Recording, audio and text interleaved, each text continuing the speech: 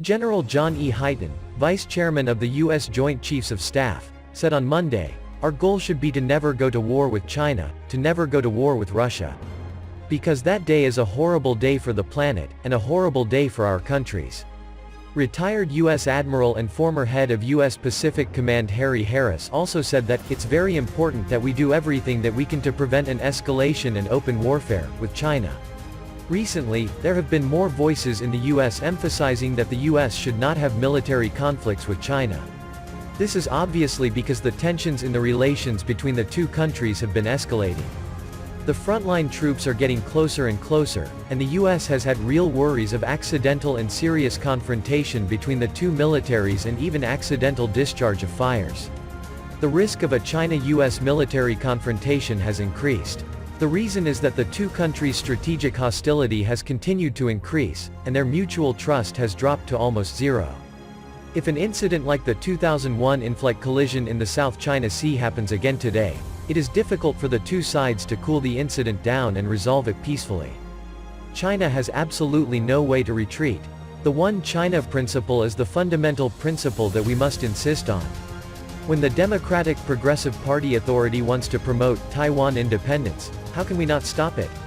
If the U.S. really doesn't want conflicts with the Chinese mainland in the Taiwan Straits, there are two ways. First, it should put pressure on the DPP authority, not allowing it to make trouble. If both the mainland and the U.S. are against Taiwan independence, the DPP authority will chicken out. Second, the U.S. should stop interfering.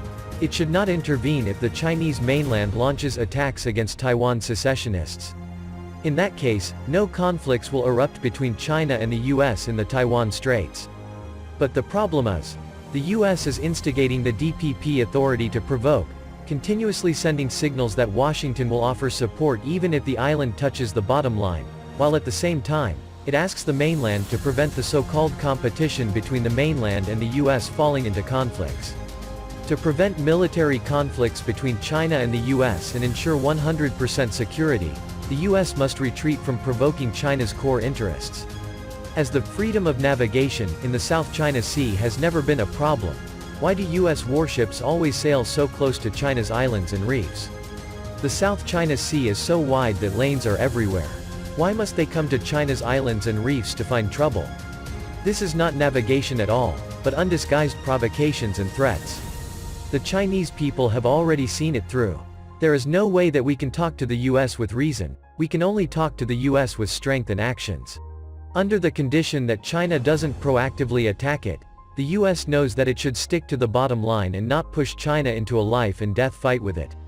Therefore, as long as what China is doing is defending its core interests, China has the morality and has nothing to fear.